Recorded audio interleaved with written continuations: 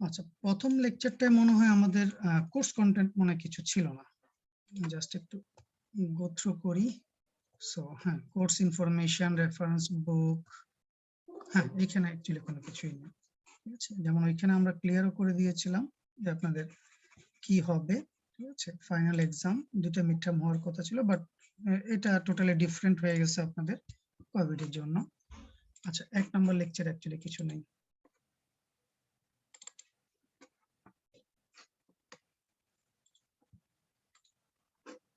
So 2 নম্বর লেকচারে ছিল হচ্ছে আমাদের মূলত এই যে প্রোগ্রামিং ল্যাঙ্গুয়েজ। ঠিক আছে, প্রোগ্রামিং ল্যাঙ্গুয়েজ কি, প্রোগ্রামিং ল্যাঙ্গুয়েজের কনসেপ্ট। ঠিক আছে, এবং মোটামুটি আমরা যে সি প্লাস প্লাস বলতেছি সেটা আসলে কি ধরনের প্রোগ্রামিং ল্যাঙ্গুয়েজ, সেটার সাথে অন্য যে সমস্ত প্রোগ্রামিং ল্যাঙ্গুয়েজ গুলো আমরা দেখে আসছি, বা আমরা একটাই প্রোগ্রামিং ল্যাঙ্গুয়েজ দেখে আসছি সেটা হচ্ছে সি, বা যেটাকে আমরা বলে হচ্ছে স্ট্রাকচার্ড প্রোগ্রামিং। সো সেটার সাথে আসলে পার্থক্যটা কি, কেন বা আমরা এরকম একটা কনসেপ্টে আসলাম, আরেকটা প্রোগ্রামিং ল্যাঙ্গুয়েজের প্রয়োজন হলো কেন। সো ল্যাঙ্গুয়েজ কি আমরা মোটামুটি জানি। আমরা যদি আমরা জেনারেল, যেমন আমরা বাংলা ভাষা, ইংরেজি একটা ভাষা, সো ল্যাঙ্গুয়েজ। ঠিক আছে, যেটা দিয়ে হচ্ছে মূলত হচ্ছে আমরা কমিউনিকেশন করি। সো নর্মাল কনভেনশনাল ল্যাঙ্গুয়েজ দিয়ে আমরা একজন আরেকজনের সাথে ইন্টারাকশন করি। আর প্রোগ্রামিং ল্যাঙ্গুয়েজ দিয়ে তাহলে আমরা কার সাথে ইন্টারাকশন করি? মেশিনের সাথে। ঠিক আছে, সো প্রোগ্রামিং ল্যাঙ্গুয়েজ গুলোর মূল কারণই হচ্ছে, মানে একটা প্রোগ্রামিং ল্যাঙ্গুয়েজ লেখার মূল কারণই হচ্ছে আমি যাতে আমার মেশিনটার সাথে ইন্টারাকশন করতে পারি। ঠিক আছে, সো সেখানে কিছু সেট থাকে, যেমন যে কোনো একটা ল্যাঙ্গুয়েজের মধ্যে কিছু রুলস থাকে। ঠিক আছে, গ্রামার থাকে। ঠিক আছে, কিছু সিম্বল থাকে যেগুলো সাপেক্ষে হচ্ছে আমরা সেটাকে হচ্ছে প্রকাশ করে থাকি। সো আর হচ্ছে তার কিছু সিমেন্টেক্স থাকে, যে কি ওয়েতে হচ্ছে আমরা কমিউনিকেশনটা করব। সিমিলারলি প্রোগ্রামিং ল্যাঙ্গুয়েজও সেম ব্যাপার, সেখানেও একটা গ্রামার থাকে। ঠিক আছে, বা সেট অফ রুলস থাকে। তারপর হচ্ছে একটা ভোকাবুলারি থাকে, যেখানে এর আগে বললাম হচ্ছে কিছু সিম্বল। ঠিক আছে, সো এইখানে হচ্ছে সেই টাইপের কিছু ভোকাবুলারি থাকে, ফিক্সড কিছু ওয়ার্ড থাকে, যেগুলোর মাধ্যমে হচ্ছে আমরা এই পার্টিকুলার প্রোগ্রামটা লিখি, যেটা হচ্ছে আমার মেশিন আন্ডারস্ট্যান্ডেবল বা মেশিন বুঝতে পারবে, এই টাইপের একটা ভাষা। সেটাকে আমরা বলতেছি হচ্ছে একটা প্রোগ্রামিং ভাষা। ঠিক আছে, এবং উদ্দেশ্যটা হচ্ছে কি, যেমন নর্মালি আমরা ভাষা বললাম হচ্ছে কমিউনিকেট করা, মেশিনের সাথে আমি কমিউনিকেট করতেছি, সেটার উদ্দেশ্যটা কি, একটা পার্টিকুলার কাজ সম্পাদন করা। যে আমি একটা স্পেসিফিক একটা কাজ করতে চাচ্ছি, একটা টাস্ক আমাকে এক্সিকিউট করতে হবে, সেই কাজটা করার জন্য হচ্ছে আমি এই প্রোগ্রামিং ল্যাঙ্গুয়েজের সাহায্যটা নিচ্ছি। সো প্রোগ্রামিং বা প্রোগ্রামিং আসলে মূল উদ্দেশ্যটা কি, বলা হয় যে প্রোগ্রামিং এর মাধ্যমে আমরা আসলে কি করি, কোন একটা পার্টিকুলার প্রবলেম সলভ করি। সো এই প্রবলেমটা সলভ করার জন্য আমরা আসলে কি বের করার চেষ্টা করি বা কিসের মাধ্যমে সেটা করি। সো সেটার জন্য আমাদের প্রয়োজন হয় সেট অফ ডাটা। ঠিক আছে, যে আমি কিসের উপরে এই যে প্রবলেমটা দিল, সেখানে তথ্য উপাত্তগুলো কি কি আছে, যেটার উপরে হচ্ছে আমি অ্যাকচুয়ালি প্রসেসিং করব। আমি যদি কম্পিউটারের মধ্যে, যদি কম্পিউটারের সাপেক্ষে যদি চিন্তা করি, কম্পিউটারের মধ্যে আমরা আসলে কি দিই, কিছু ইনপুট দিই, আর তার ভিতরে হচ্ছে কিছু প্রসেসিং করার ক্যাপাবিলিটি থাকে, তারপরে সেই ইনপুট ডাটাগুলোর উপর ভিত্তি করে প্রসেসিং করে। ঠিক আছে, সো এই যে ভিতরে প্রসেসিং করছে, সেই প্রসেসিং এর জন্য আমরা আসলে কি লিখি, সেট অফ ফাংশনস। এই ফাংশনটা আসলে সেই প্রসেসিং এর কাজটা করে কার উপরে, এই ডাটাগুলোর উপরে। সো ডাটাগুলোর উপরে একটা প্রসেসিং করে আমাকে একটা আউটপুট জেনারেট করে দেয়। সো ডাটাগুলো হচ্ছে আমার ইনপুট। আর এই পুরো জিনিসটাকে আমি বলতেছি হচ্ছে একটা প্রবলেম, যে আমার একটা প্রবলেম আছে, এই প্রবলেমের আমার হচ্ছে এটা হচ্ছে ইনপুট, এটার উপরে এই জাতীয় ফাংশনালিটি অ্যাপ্লাই করতে হবে। সো তার সাপেক্ষে আমার আউটপুটটা কি আসে সেটা আমাকে খুঁজে বের করতে হবে। সো সেইটাকে আমি বলতেছি হচ্ছে একটা প্রোগ্রামিং প্রবলেম। ঠিক আছে, তাহলে আমি এই ফাংশন গুলো অ্যাপ্লাই করি এই ডাটাগুলোর উপরে টু সলভ দ্য প্রবলেম। ঠিক আছে, প্রোগ্রামিং ইভ্যালুয়েশন বিভিন্ন রকম ভাবে বিভিন্ন ধরনের প্রোগ্রামিং আসছে। ঠিক আছে, যেমন একদম প্রথম দিকে বেসিক, কোবল, ফোরট্রান, বিভিন্ন প্রোগ্রামিং ল্যাঙ্গুয়েজ ছিল, যেগুলো হচ্ছে মানে আমরা machine near to machine readable, but যদি আমরা হিউম্যানের সাপেক্ষে যদি চিন্তা করি, আমরা বিভিন্ন ধরনের হাই লেভেল ল্যাঙ্গুয়েজ ব্যবহার করি। সো সেটা থেকে হচ্ছে মানে ওই মেশিন রিডেবল থেকে ধীরে ধীরে হচ্ছে আমরা হাই লেভেলের দিকে আসি। ঠিক আছে, যেমন এইখানে হচ্ছে এই প্রিন্ট বা সিএলএস, ইন্ড, এই 2-3টে কিওয়ার্ড দিয়ে আমি বুঝতে পারি যে কি কাজ হবে সেইখানে। ঠিক আছে, বাট একদম কম্পিউটার রিডেবল যেটা বা মেশিন রিডেবল যেটাকে আমরা বলেছি মেশিন রিডেবল, সেটা কিন্তু আসলে হার্ডলি আন্ডারস্ট্যান্ডেবল বা টোটালি আন্ডারস্ট্যান্ডেবল না। ঠিক আছে? সো ধীরে ধীরে যে প্রোগ্রামিং ল্যাঙ্গুয়েজ গুলোর ইভ্যালুয়েশন হয় সেটা হচ্ছে ক্রমাগতভাবে হচ্ছে মেশিন রিডেবল থেকে হিউম্যান রিডেবল ফর্মে চলে আসে।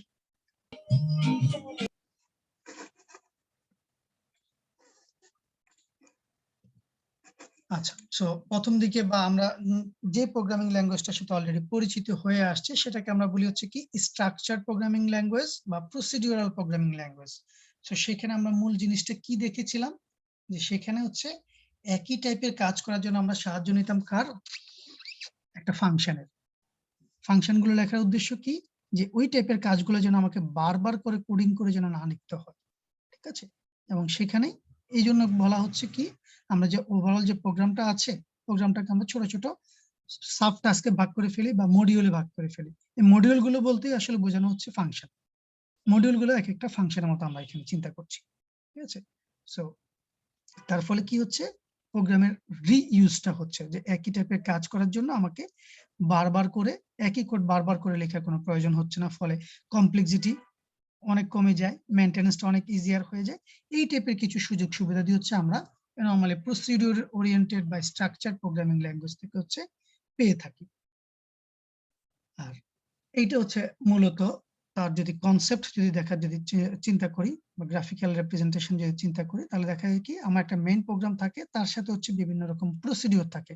এই প্রসিডিউর বা ফাংশন একই কথা বা মডিউল একই কথা। ঠিক আছে? সো এরকম একটা প্রোগ্রামের মধ্যে অনেকগুলা সাব প্রসিডিউর থাকে বা সাব ফাংশন থাকে। আর হচ্ছে একটা মেইন ফাংশন থাকে। মেইন ফাংশন থেকে হচ্ছে মূলত হচ্ছে ওই সাব প্রসিডিউর গুলোর প্রসেসিং গুলো হয়ে থাকে বা কমিউনিকেশন গুলো করে মেইন ফাংশন ওই সাব প্রসিডিউর গুলোর সাথে। ঠিক আছে? বলা হচ্ছে the main program coordinates calls to sub procedures and hand over appropriate data as parameter. ঠিক আছে? সো আমরা জানি যে প্যারামিটার দিয়ে হচ্ছে আমরা ওই সাব প্রসিডিউর গুলো কাজগুলো করে থাকি। সো এইটা হচ্ছে আমাদের প্রসিডিউরাল প্রোগ্রামিং এর কনসেপ্ট, যেখানে একটা মেইন প্রোগ্রাম থাকবে, তার মধ্যে হচ্ছে আমার কিছু ডাটা দেয়া থাকবে, সেই ডাটাগুলো কিন্তু আবার এই প্রসিডিউর গুলো মানে আমি যদি প্রবলেমের সাপেক্ষে যদি দেখার চেষ্টা করি, সেটা হচ্ছে এরকম যে এই যে মেইন প্রোগ্রামের সাথে হচ্ছে আমার ডাটাটা থাকতেছে এবং এই ডাটাটা সবাই শেয়ার করছে। প্রসিডিউর 1 বলেন, প্রসিডিউর 2 বলেন আর প্রসিডিউর 3 সবাই ওই সেম ডাটাটাকে অ্যাক্সেস করছে।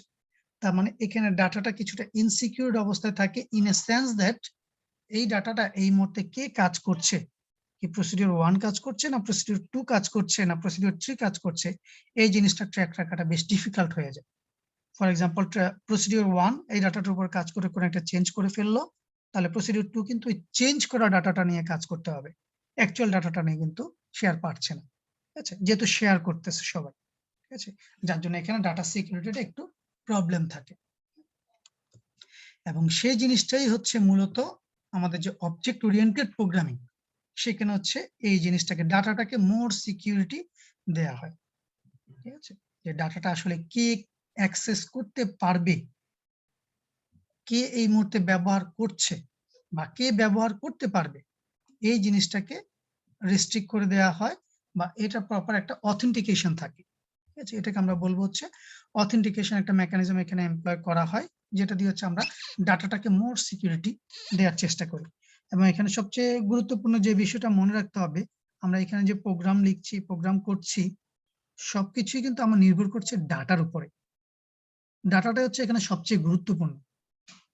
ডাটাটা যদি কোনো কারণে যদি মিস ইউজ হয়, আমার কিন্তু আলটিমেটলি আউটপুটটা কিন্তু চেঞ্জ হয়ে যাবে বা ডিফারেন্ট বা বলা যায় মিসলিডিং আউটপুট আসতে পারে। ঠিক আছে? যার জন্য হচ্ছে আমার এখানে ডাটা সিকিউরিটি কিন্তু খুবই গুরুত্বপূর্ণ এবং এই কারণেই হচ্ছে এই যে প্রসিডিউর ওরিয়েন্টেড প্রোগ্রামিং থেকে হচ্ছে আমরা কিন্তু মুভ করি হচ্ছে অবজেক্ট ওরিয়েন্টেড প্রোগ্রামিং। ঠিক আছে? সো সেইখানে বা নরমালি হচ্ছে সি প্লাস প্লাস জাভা, যার জন্য আমরা সি প্লাস প্লাসের যে জিনিসগুলো দেখে আসছিলাম পরে জাভা যখন শুরু করছিলাম দেখলাম যে কম বেশি কিন্তু সিমিলার কনসেপ্ট। ঠিক আছে? বাট তার সিনট্যাকটিক্যাল কিছু চেঞ্জ চলে আসে বা জাভার আরো কিছু অ্যাডভান্স ফিচার চলে আসে, যেগুলো হচ্ছে সি প্লাস প্লাসে আমরা দেখতে পাইনি। আর এখানে বলা হচ্ছে programs are divided into objects. ঠিক আছে? এবং অবজেক্ট ওরিয়েন্টেড প্রোগ্রামিং এর একটা মূল উদ্দেশ্যই হচ্ছে আমার যে রিয়েল ওয়ার্ল্ড আমি যা কিছু দেখছি যা কিছু করছি সেটাকে কিভাবে আমি প্রোগ্রামের মধ্যে নিয়ে আসতে পারি। যেমন আমরা প্রসিডিউর ওরিয়েন্টেড বা সিতে আমরা যে কাজগুলো করতাম, একটা পার্টিকুলার অ্যালগরিদমিক প্রবলেম সাধারণত হচ্ছে আমরা সেখানে সলভ করার চেষ্টা করি। ঠিক আছে? রিয়েল ওয়ার্ল্ড কোনো কিছু নিয়ে আসলে আমরা ওইভাবে সেখানে কাজ করি না, বা রিয়েল ওয়ার্ল্ড কোনো কিছু করলেও একটা স্পেসিফিক ডোমেইনের একটা স্পেসিফিক প্রবলেম সেখানে সলভ করার চেষ্টা করি। But on the other hand object oriented programming এ যে কাজটা করার চেষ্টা করা হয় সেটা হচ্ছে আমার রিয়েল ওয়ার্ল্ডে যে সমস্ত ঘটনাবলী আছে, ঠিক আছে, সেটাকে কিভাবে আমি কম্পিউটারের প্রোগ্রামের মাধ্যমে রিপ্রেজেন্ট করতে পারি বা সেটা কিভাবে কম্পিউটার প্রোগ্রামের মাধ্যমে সলভ করতে পারি, সেই উদ্দেশ্যে হচ্ছে এই অবজেক্ট ওরিয়েন্টেড প্রোগ্রামিংটা আসলে ইন্ট্রোডিউস করা হয়। সেটা হতে পারে সি প্লাস প্লাস, সেটা হতে পারে জাভা। এবং সেখানে হচ্ছে এই যা কিছু আছে, ওয়ার্ল্ডে যা কিছু আছে বলতেছি আমরা, প্রত্যেকটাকে হচ্ছে এক একটা অবজেক্টের মতো আমরা রিপ্রেজেন্ট করতে পারি। আর এই অবজেক্ট ওরিয়েন্টেড প্রোগ্রামিং এর মূল কনসেপ্টই হচ্ছে অবজেক্ট। ঠিক আছে? যে আমরা যা কিছুই দেখতে পাই বা যা কিছু নিয়েই আমি কাজ করতে যাচ্ছি, আমি চিন্তা করব এটা একটা অবজেক্ট। সো সেই অবজেক্টের কিছু বৈশিষ্ট্য থাকবে, ঠিক আছে? সেই বৈশিষ্ট্যের উপর ভিত্তি করে আমরা তার জন্য কিছু কাজ করব। এই যে বৈশিষ্ট্যগুলোর কথা বলতেছি, এগুলোই হচ্ছে আমার ডাটা। ঠিক আছে? সিতে আমার যেগুলো ডাটা ছিল, বাট পার্থক্যটা হচ্ছে কি, সিতে আমি যখন প্রোগ্রাম করতাম ওই ডাটাটা সবার জন্য ছিল, আর এইখানে এক একটা ইন্ডিভিজুয়াল অবজেক্টের তার নিজস্ব ডাটা থাকবে। সো একই টাইপের যত অবজেক্ট আছে তাদের প্রত্যেকের কিন্তু সিমিলার ডাটা থাকবে, কিন্তু তাদের প্রত্যেকের কিন্তু আবার ডাটা ভিন্ন ভিন্ন হবে বা ভিন্ন ভিন্ন হতে পারে। সিমিলার টাইপের ডাটা, বাট তাদের প্রত্যেকের ভ্যালু হচ্ছে ডিফারেন্ট। ব্যাপারটা হচ্ছে এরকম। ঠিক আছে? ফর এক্সাম্পল আমরা যদি বলি যে আমরা হচ্ছে মানুষ, আমাদের প্রত্যেকের দুইটা চোখ, দুইটা হাত, দুইটা পা, একটা মুখ, এরকম কিছু ফিচার্স আছে বা বেশ কিছু ক্যারেক্টারিস্টিক্স আছে।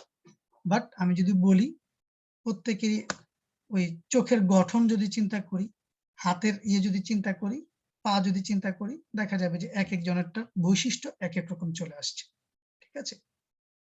আলাদা আলাদা ভাবে যদি ফিচার গুলো যদি নিয়ে অ্যানালাইসিস যদি করি, তাহলে দেখা যাবে প্রত্যেকটা পার্সনের জন্য সেটার ভ্যালু গুলো ডিফারেন্ট ডিফারেন্ট আসতেছে। ওকে? সো এই জন্য হচ্ছে আমরা এখানে প্রত্যেকটাকে হচ্ছে আলাদা আলাদা ভাবে হচ্ছে নিয়ে আসার চেষ্টা করি, বা এই অবজেক্ট গুলো হচ্ছে একে অন্যের সাথে কমিউনিকেশন করে। ঠিক আছে? এবং সেই কমিউনিকেশনটা হয়ে থাকে হচ্ছে থ্রু ফাংশন। ঠিক আছে? সো একটা হচ্ছে অবজেক্ট, অবজেক্টের ভিতরে ডাটা গুলো আছে, আর সেটা প্রসেসিং গুলো করি হচ্ছে আমরা বিভিন্ন ধরনের ফাংশনের মাধ্যমে। আচ্ছা, সো পুরো প্রোগ্রামটার সাপেক্ষে যদি চিন্তা করি, তাহলে প্রোগ্রামটার মধ্যে অনেকগুলো এরকম অবজেক্ট থাকতে পারে, যেখানে প্রত্যেকটা অবজেক্টের সাথে তার করেসপন্ডিং ডাটা আছে। ঠিক আছে? আর একটা অবজেক্ট যদি অন্য একটা অবজেক্টের সাথে ইন্টারঅ্যাক্ট করতে চায়, সেটা ইজিলি করতে পারে। ঠিক আছে? সেখানে কিছু মেকানিজম আমরা অ্যাপ্লাই করি, যেগুলো হচ্ছে মূলত ফাংশন। ফাংশন গুলোর মাধ্যমে একটা অবজেক্ট অন্য একটা অবজেক্টের সাথে হচ্ছে কমিউনিকেশন করে। ওকে? আর অবজেক্ট এবং ক্লাস, সো এই যে অবজেক্টের কথা বললাম যে প্রত্যেকটা হচ্ছে কিছু বৈশিষ্ট্য থাকে।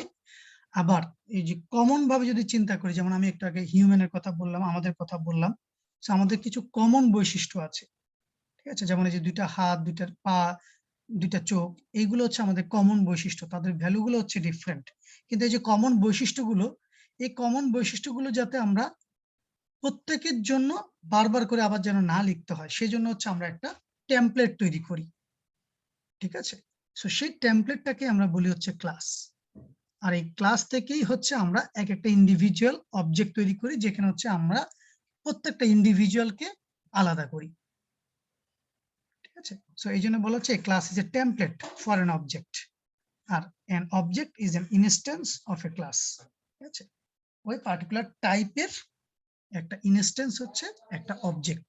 আর যদি আমরা জেনারেলাইজড ভাবে যদি বলি, বৈশিষ্ট্যগুলো নিয়ে যদি বলি, তাদের ভ্যালুগুলো যদি চিন্তা না করি, সেই বৈশিষ্ট্যগুলো যদি চিন্তা করি, তাহলে সেই বৈশিষ্ট্যগুলো যে ধারণ করতেছে সেটাই হচ্ছে একটা ক্লাস।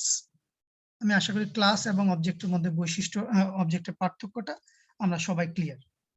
ক্লাস বলতেছি হচ্ছে এখানে বৈশিষ্ট্যগুলোর ভ্যালু থাকবে না, শুধু বৈশিষ্ট্যগুলো কি কি সেগুলো থাকবে। আর এক একটা অবজেক্ট হচ্ছে ওই বৈশিষ্ট্যগুলোর করসপন্ডিং ভ্যালুগুলো সংশ্লিষ্ট যেই ইয়েটা পাওয়া, ইনস্ট্যান্সটা আমরা পাবো, সেটাকে আমরা বলতেছি হচ্ছে একটা অবজেক্ট। তার মানে টেমপ্লেটের মধ্যে বা ক্লাসের মধ্যে কোনো ভ্যালু থাকবে না, শুধু প্রপার্টি গুলো থাকবে। ঠিক আছে, আর এই প্রপার্টি গুলো যখন আমরা একটা ইন্ডিভিজুয়ালের সাপেক্ষে যখন চিন্তা করব, তার করসপন্ডিং ভ্যালু গুলো চলে আসবে, আর সেই ভ্যালু গুলো সমৃদ্ধ ওই পার্টিকুলার ইনস্ট্যান্সটাকে আমরা বলতেছি হচ্ছে অবজেক্ট। সো অবজেক্টের সাপেক্ষে হচ্ছে বেশ কিছু এখানে বলা হচ্ছে যে অবজেক্টস আর অ্যান অ্যাবস্ট্রাকশন। ঠিক আছে, সো রিয়েল ওয়ার্ল্ড এন্টিটি গুলোকে হচ্ছে আমরা সেখানে রিপ্রেজেন্ট করার চেষ্টা করি। ঠিক আছে, তারপর সেখান থেকে হচ্ছে ইনস্ট্যান্স তৈরি করে করে এক একটা অবজেক্টকে আমরা ডিফাইন করি। ঠিক আছে, সো সেখানে কিন্তু কোনো ভ্যালু থাকে না। ঠিক আছে, ক্লাসটার মধ্যে, আর অবজেক্টের মধ্যে হচ্ছে আমাদের ভ্যালুগুলো থাকে। ঠিক আছে, বলা হচ্ছে অবজেক্টস হ্যাভ এ স্টেট, মানে একটা পার্টিকুলার ভ্যালু হচ্ছে তার মধ্যে থাকবে। Objects have operation. ঠিক আছে, অবজেক্টগুলোর মধ্যে আমরা বিভিন্ন ধরনের অপারেশন করতে পারি। সেই অপারেশনটাও কিন্তু অ্যাকচুয়ালি আমাদের ক্লাসের মধ্যে বলা থাকে। সেই কি ধরনের কাজ সে করতে পারবে সেটাও এখানে বর্ণনা করা থাকে। কিন্তু যদি কোনো ভ্যালু যদি সেখানে না থাকে তাহলে তো সেটা অপারেশন আর করতে পারবে না। তার মানে ক্লাসের মধ্যে কোনো অপারেশন আসলে করা যায় না। অপারেশনটা করা যায় হচ্ছে অবজেক্টের মধ্যে, কেননা অবজেক্টের মধ্যে হচ্ছে সেই ভ্যালুগুলো থাকে। সেই ভ্যালুগুলো দিয়ে আমি হচ্ছে অবজেক্টের মধ্যে ওই পার্টিকুলার ডেফিনেশনটা দিয়ে, যেটা হচ্ছে ক্লাসের মধ্যে বর্ণনা করা আছে। একটা অবজেক্ট একটা ক্লাসের সমস্ত বৈশিষ্ট্যগুলো কন্টেইন করে। ঠিক আছে, সেটা ডাটা মেম্বার বা ডাটা যে ভ্যারিয়েবল গুলো আছে সেগুলো, প্লাস তার সাথে সাথে হচ্ছে যে মেম্বার ফাংশন গুলো আছে সেগুলো কিন্তু তার মধ্যে থাকে। ঠিক আছে, সো যখন ডাটা তার মধ্যে চলে আসে বা অবজেক্টের মধ্যে ডাটা থাকবে, সেটাই আমরা ওইভাবেই ডিফাইন করছি। তো তার মানে হচ্ছে আমরা সেখানে যে অপারেশন গুলো বর্ণনা করা আছে ক্লাসের মধ্যে, সেই অপারেশন গুলো আমরা অবজেক্টের মধ্যে করতে পারি। ঠিক আছে, আর অবজেক্টের মাধ্যমে হচ্ছে আমরা একটা অবজেক্ট থেকে আরেকটা অবজেক্টের সাথে কমিউনিকেশন করতে পারি through different kind of message passing. Okay, different kind of message passing করে হচ্ছে একটা অবজেক্ট অন্য একটা অবজেক্টের সাথে কমিউনিকেট করতে পারে। মেসেজ পাসিং করা বলতে হচ্ছে এখানে আমরা হচ্ছে কিছু সেট অফ রুলস নির্ধারণ করে দেই, যে একটা অবজেক্ট যদি অন্য একটা অবজেক্ট যদি কমিউনিকেট করতে চায় তাহলে তারা কিভাবে সেটা করতে পারে। ঠিক আছে, বলা হচ্ছে request an object to carry out one of its operation by sending a message. So এইটা একটা এক্সাম্পল বলা হচ্ছে একটা রেক্টাঙ্গেল ক্লাসে। সাপোজ আমার ডাটা, সেখানে যে ডাটা গুলো থাকতে পারে সেটা হচ্ছে কি, একটা রেক্টাঙ্গেলের জন্য আমার ইনফরমেশন লাগবে যে তার উইডথ লাগবে, তার লেন্থ লাগবে। ঠিক আছে, এই দুটো হচ্ছে আমার ডাটা। আর সেখানে তার মধ্যে আমরা কি কি ধরনের অপারেশন করতে পারি, যেমন একটা রেক্টাঙ্গেলের জন্য আমি কি কি ইনফরমেশন জানতে চাইতে পারি, বা সেখানে কি কি ধরনের প্রসেসিং করতে পারি। গিভেন দ্যাট তার উইড আছে, লেন্থ আছে, আমরা তার এরিয়া ক্যালকুলেট করতে পারি, উইডের ভ্যালু জানতে চাইতে পারি, লেন্থের ভ্যালু জানতে চাইতে পারি। ঠিক আছে, একটা রেক্টাঙ্গেলের সাথে অন্য একটা রেক্টাঙ্গেলকে কম্পেয়ার করতে পারি। ঠিক আছে, ছোট না বড় না সমান, এই টাইপের বিভিন্ন ধরনের প্রসেসিং আমি সেটার মধ্যে করতে পারি। সো সেগুলো বর্ণনা করা থাকবে হচ্ছে আমাদের ডিফারেন্ট ফাংশনের মধ্যে। আর সেগুলোর জন্য আমার ডাটা দরকার হচ্ছে শুধুমাত্র দুইটা জিনিস, একটা হচ্ছে উইড আর একটা হচ্ছে লেন্থ। ঠিক আছে, সো এই দুইটা ইনফরমেশন থাকলেই রেক্টাঙ্গেল রিলেটেড যত ধরনের কাজ করা যায় বা কাজ করা পসিবল সবই আমি করতে পারবো।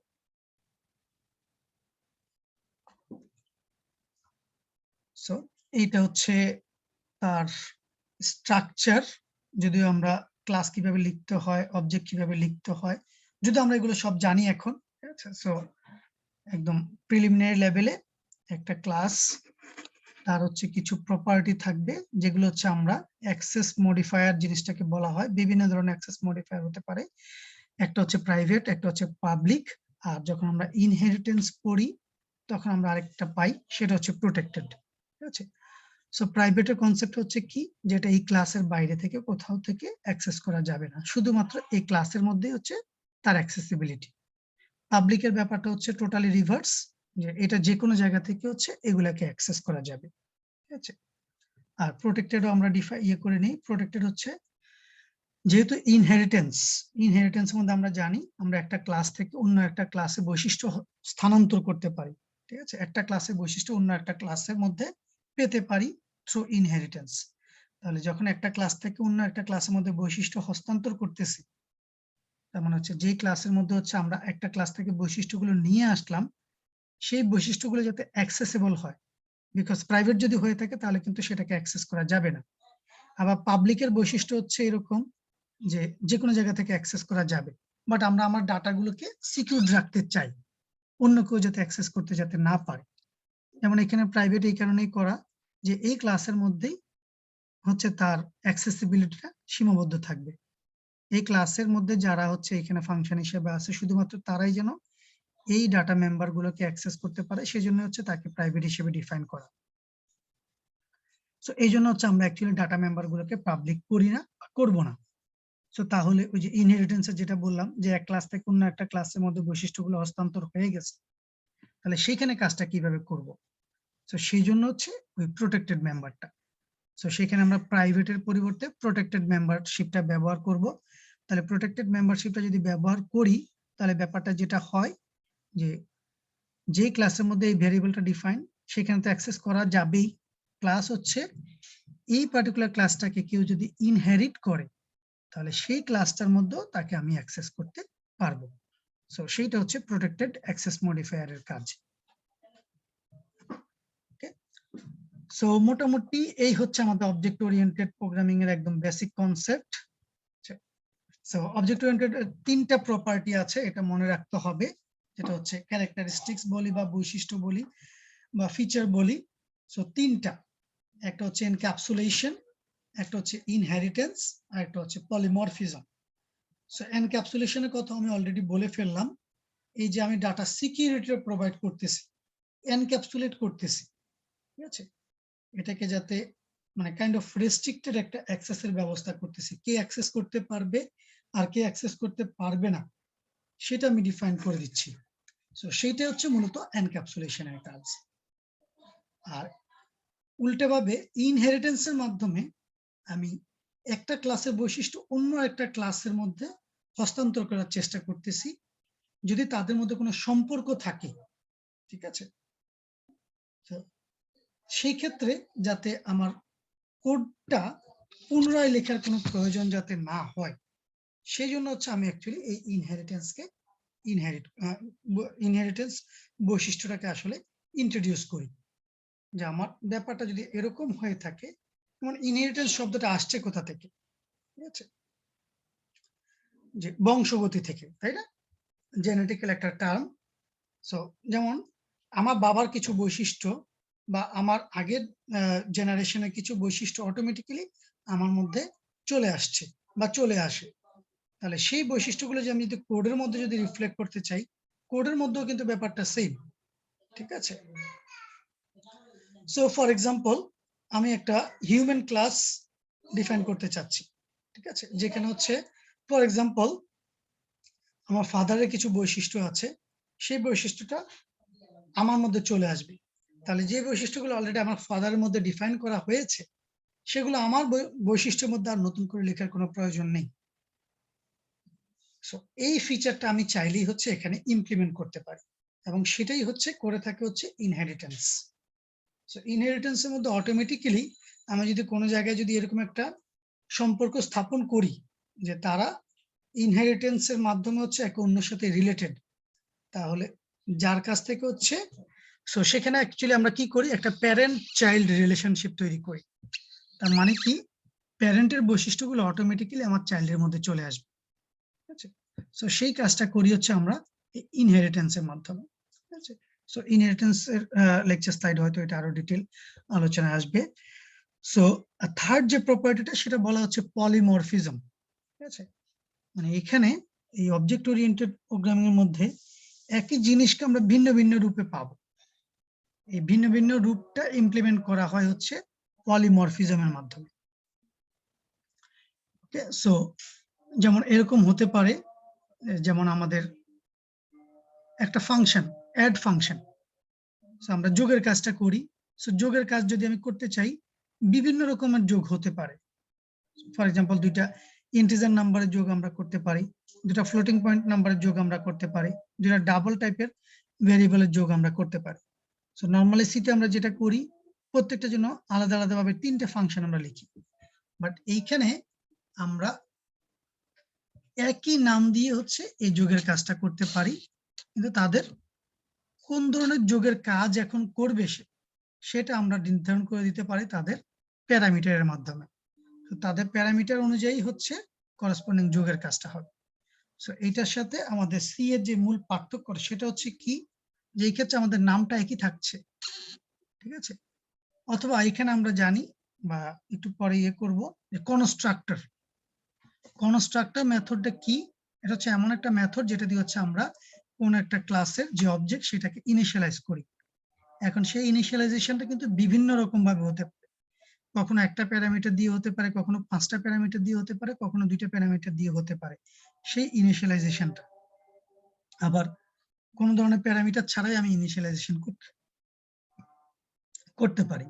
ওকে, তাহলে এই যে কনস্ট্রাক্টর সেটার নাম কিন্তু আমি চেঞ্জ করতে পারবো না, বা নামটা সেমই থাকে বাট তার formation according to the number of parameter সেটা কিন্তু চেঞ্জ হয়ে যায়।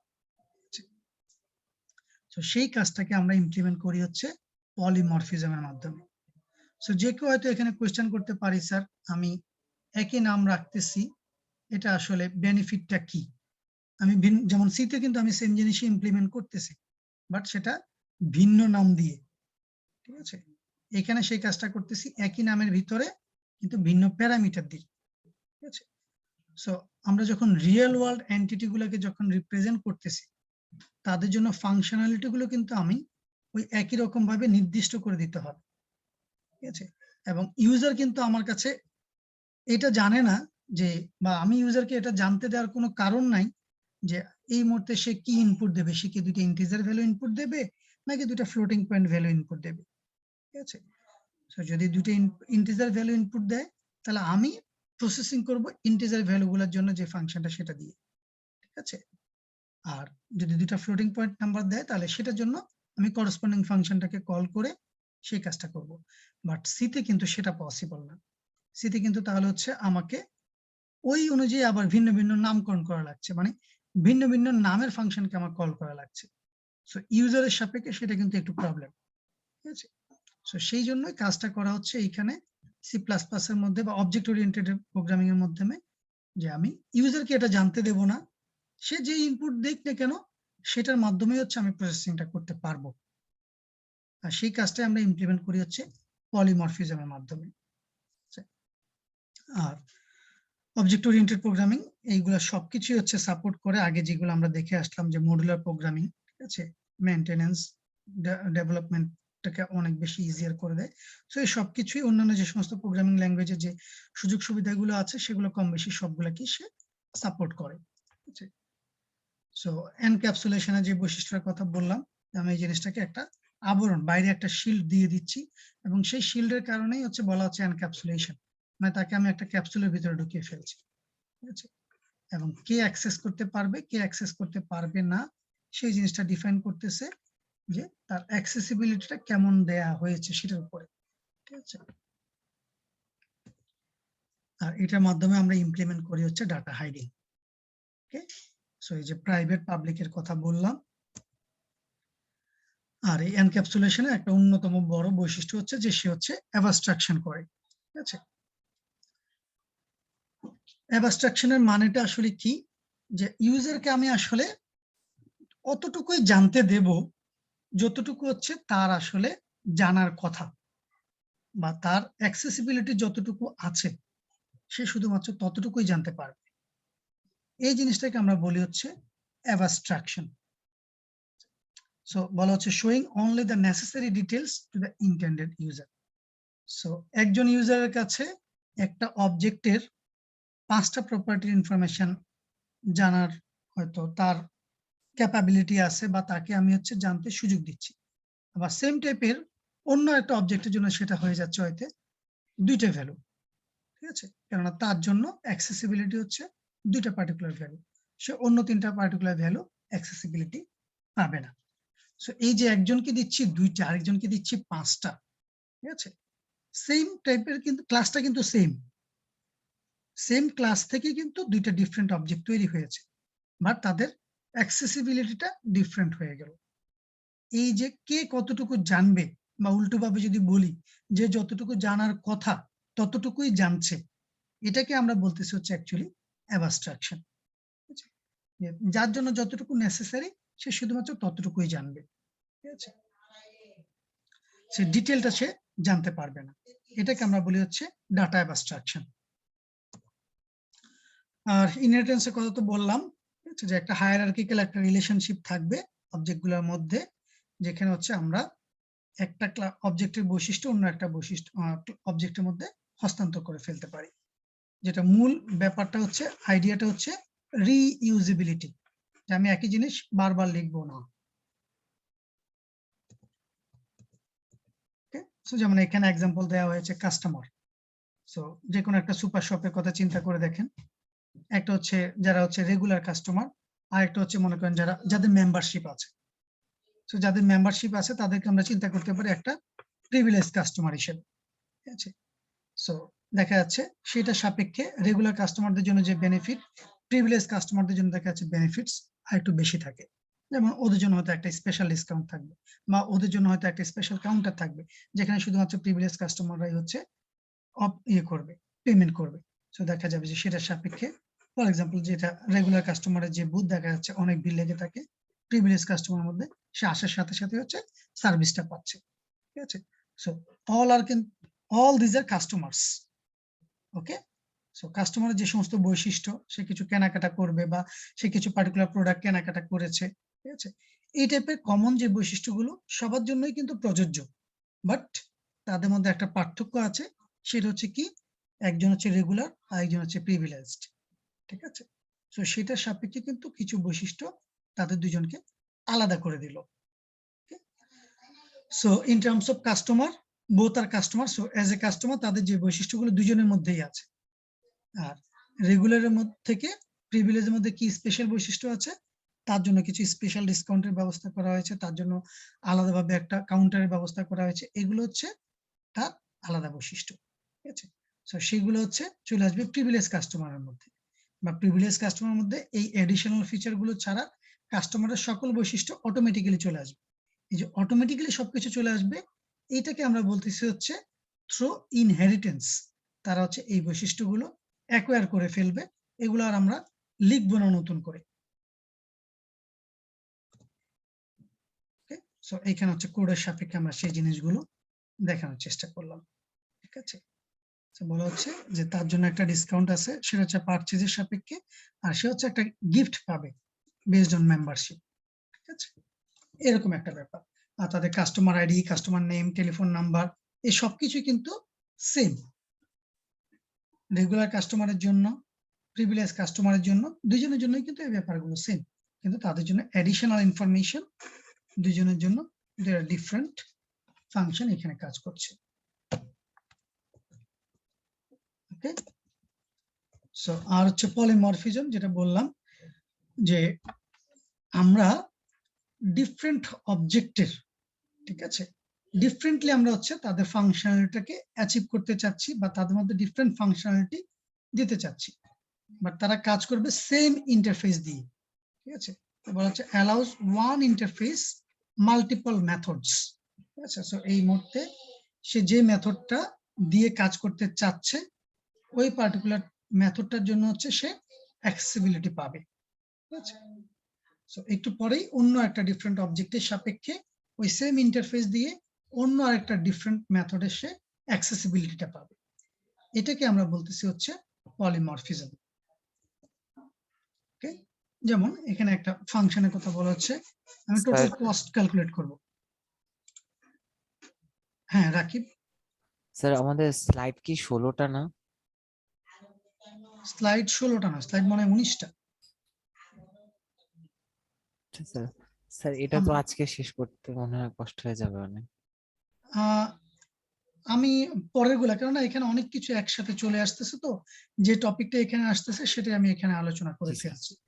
তো সেই সাপেক্ষে হচ্ছে আমাদের অনেকগুলা স্লাইডই হচ্ছে আমরা তখন সামনে মুভ করে যেতে পারবো, বা হচ্ছে আমি হয়তো স্কিপ করে যাব, কেননা ইনহেরিটেন্স যখন যাব, ইনহেরিটেন্সের বেসিক যে কথাবার্তা সব মোটামুটি আমরা এখানে আলোচনা করে ফেলছি। জি তো স্যার। আবার ওইখানে গিয়ে আবার এগুলো আমি রিপিট করব না। সো ওইটার সাপেক্ষে বেসিক অন্যান্য যে সমস্ত ফিচার গুলো আছে সেগুলো হয়তো সেখানে আলোচনা করব, ঠিক আছে। জি স্যার। স্যার আরেকটা কথা হচ্ছে স্যার, যে আমরা জিজ্ঞেস করছিলাম যে শুধু স্লাইড গুলা কি পড়লে হবে স্যার? মানে এই 19টার মতো স্লাইড যা আছে এগুলা যদি পড়ি আমরা, এটার উপরে প্রিপারেশন নিলে হবে স্যার? স্লাইড গুলোর যে কন্টেন্ট আছে, আমি জি বলবো হচ্ছে শুধুমাত্র কন্টেন্ট গুলো বা ওই টপিক গুলা আপনারা যদি বই থেকে পড়েন তাহলে আপনাদের আন্ডারস্ট্যান্ডিংটা একটু ভালো হবে। এই টপিক গুলোর বাইরে যাওয়ার কোনো প্রয়োজন নেই, কিন্তু এই টপিক, কেননা স্লাইডের মধ্যে আমি সবসময় বলি স্লাইডের মধ্যে কিন্তু ডিটেল থাকে না। যেমন আমি এখানে একটা স্লাইডে কমপক্ষে 2 থেকে 3 মিনিট ধরে কথা বলছি, তাই না? সেটা কি স্লাইডের মধ্যে কোনো কিছু আছে? স্লাইডের মধ্যে কিন্তু কোনো কিছু নাই। জি স্যার। সেই জিনিসটা তাহলে এটা কি মনে রাখতে পারবেন প্রত্যেকটা স্লাইডের জন্য? না স্যার। ডেফিনেটলি মনে রাখা পসিবল না, কারো পক্ষে পসিবল না। সেজন্যই হচ্ছে এই টপিক গুলাই, এই কন্টেন্ট গুলাই একটু বই থেকে যদি পড়েন, বইয়ের মধ্যে হচ্ছে সুন্দরভাবে সাজানো গোছানো ভাবে লেখা আছে, তাহলে হচ্ছে যেটা হবে তখন আবার আমি যে কথাবার্তাগুলো বলেছি সেগুলো দেখা যাবে যে তখন রিকল হয়ে যাচ্ছে, হ্যাঁ যে স্যার এই কথাগুলো বলেছে, বা এই জিনিসটা এইভাবে হচ্ছে আছে, বা এই জিনিসটা আমি যখন লিখবো তখন এইভাবে লিখবো। ঠিক আছে? এই জন্য হচ্ছে বইটা পড়া। বইয়ের মধ্যে থেকে অন্য কোনো টপিকে যাওয়ার কোনো প্রয়োজন নেই, অন্য কোনো টপিক পড়ার কোনো প্রয়োজন নেই। কিন্তু এই টপিক গুলো যদি বই থেকে পড়েন তাহলে আপনাদের আন্ডারস্ট্যান্ডিং, আপনাদের রাইটিং সবকিছুই সিগনিফিকেন্টলি চেঞ্জ হবে বলে আমার বিশ্বাস। Yes, আর sir. আমাদের লাস্টে কয়েকটা ক্লাসের ভিডিওগুলো আপলোড দেওয়া হয়নি, ওইগুলো দেওয়া হবে। ভিডিও দেয়া হয়নি? আচ্ছা, না আমি স্যার, চেক করে দেখবো। পরে কি চেক করে দেখছিলেন? মানে স্যার 27 পর্যন্ত দেওয়া আছে। স্যার ওটা তো আগের থেকে ছিল স্যার, ওটা 27 আচ্ছা, আমি পর্যন্ত। তাহলে চেক করে দেখবো, যদি থেকে থাকে আমি আপলোড করে দেবো, সেটা কোনো সমস্যা নেই। ঠিক আছে? ঠিক আছে। সো মানে আমি সবসময় যেটা বলি, কেননা আমরা মানে এটা শুধুমাত্র এই কোর্সের জন্য প্রযোজ্য ব্যাপারটা মোটেও সেরকম না, সকল কোর্সের জন্য। কেননা লেকচার স্লাইড আমরা বই থেকে প্রিপেয়ার করি, ঠিক আছে? কিন্তু বইয়ে পুরো টেক্সট কি স্লাইডের মধ্যে নিয়ে আসা পসিবল না। তাহলে তো আমাকে লাইন বাই লাইন পড়তে হবে, স্লাইড জাস্ট রিড আউট করতে হবে, কিন্তু সেটা তো আসলে মানে কোনো একটা প্রেজেন্টেশন হলো না, বা হচ্ছে লেকচারও হলো না। তো সেই জন্য হচ্ছে আমরা সেখানে হাইলাইটেড পয়েন্ট গুলোই নিয়ে আসি, বা বুলেট পয়েন্ট আকারে নিয়ে আসি, বা হাইলাইটিং জিনিসটা হচ্ছে এখানে আপনাদের জন্য যে এই টপিকটা, সো এটা দেখে যেন বোঝা যায় হ্যাঁ যে এটা একটা ইম্পর্টেন্ট টপিক, বা এইখানে কোনো কিছু জানার আছে। Yes, sir. তারপরে সেই জিনিসটা হচ্ছে আপনারা জাস্ট বই থেকে পড়বেন। আচ্ছা স্যার। So, বই পড়ার অভ্যাসটা করতেই হবে, কেননা না হলে হচ্ছে ডিটেইল ইনফরমেশনটা জানতে পারবেন না, পরীক্ষার মধ্যেও ভালোভাবে সেটা লিখতে পারবেন না। ঠিক আছে? আর Yes, sir. বই অনেকগুলা দেয়া আছে, যার যেটা ভালো লাগে সেটা পড়বেন, একটা পড়লেই হবে। ঠিক আছে? Yes, যার sir. যেটা, কেননা কম বেশি প্রত্যেকটার মধ্যে কথাবার্তা ঘুরে ফিরে সেম, এক একজন জাস্ট এক এক রকম ভাবে লিখেছে, আর কিছু না, এক্সাম্পলটা হয়তো পার্থক্য। ওকে, যেহেতু Yes. প্রোগ্রামিং ল্যাঙ্গুয়েজ, সুতরাং ওই ঘুরে ফিরে একই কথাবার্তাই আসবে, বাট এক্সাম্পলটা হচ্ছে এক এক বইতে হয়তো এক একটা এক্সাম্পল দেয়া আছে। সো সেই সাপেক্ষে হচ্ছে যে কোনো বইটাই পড়তে পারেন, বাট আমি অবশ্যই সাজেস্ট করব যে অবশ্যই একটা বইকে ফলো করবেন। ঠিক আছে? যে যেটাই ফলো করেন না কেন। ওকে, জি সো স্যার। আমাদের স্যার ওই যেটা বলছিলাম যে স্যার 16টা স্লাইডই আছে স্যার, মানে লাস্ট আমি চেক করলাম, এখনো ক্লাসরুমে আচ্ছা, দেওয়া 16 পর্যন্তই। ওকে, তাহলে আমি আপনাদের সাথেই হচ্ছে এখন ইয়ে করব, আমি জাস্ট এই স্লাইডটা তাহলে শেষ করে নিই। ঠিক আছে? তারপরে হ্যাঁ সেই স্যার। জিনিসটা দেখবো কোনটা কোনটা মিসিং আছে দেখে নিচ্ছি। জি ওকে, স্যার। সো এই যে পলিমরফিজমের যে কথাটা বলতেছিলাম, যে আমি টোটাল কস্ট অ্যামাউন্ট ক্যালকুলেট করতেছি, বাট সেটা প্রসেসিং কিন্তু ডিফারেন্ট হয়ে যাচ্ছে। ঠিক আছে? Based on the parameter. For example, একটা ক্যালকুলেট করতেছি পারচেজ অ্যামাউন্ট প্লাস ভ্যাট দিয়ে, আর একটা করতেছি purchase amount plus VAT plus processing charge. So তিনটা প্যারামিটার দিয়ে হচ্ছে টোটাল ক্যালকুলেশনটা হচ্ছে এখানে দুটা প্যারামিটার দিয়ে। সো আমি যদি ফাংশনটার নাম যদি টোটাল অ্যামাউন্ট হিসেবে যদি চিন্তা করি, দুইটাই কিন্তু সেম নামের ফাংশন, বাট তাদের ফাংশনালিটি ডিফারেন্ট। সো এটাকে আমরা বলতেছি হচ্ছে পলিমরফিজম, যে আমার একটা ফাংশন আছে কিন্তু দুইটা ফর্মে আছে, একটা ক্যালকুলেশন করবে পারচেজ অ্যামাউন্ট প্লাস ভ্যাট দিয়ে, আর একটা ক্যালকুলেশন করবে purchase amount plus VAT plus processing charge.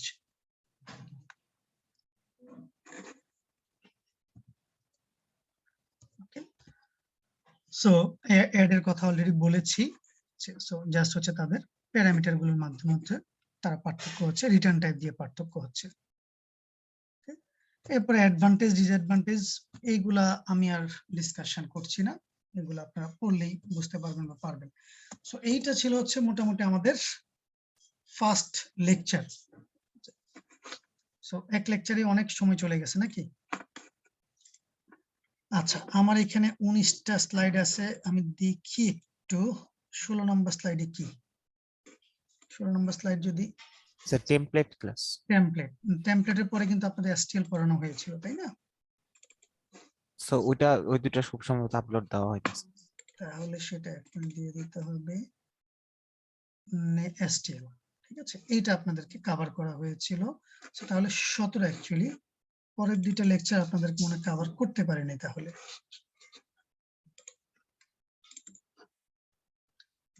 এটা হচ্ছে স্ট্যাটিক ভ্যারিয়েবল না, এটা হচ্ছে স্ট্রিম। আচ্ছা, আইও ইনপুট আউটপুট আপনাদেরকে মনে হয় আমি পড়াতে পারিনি, তাই না?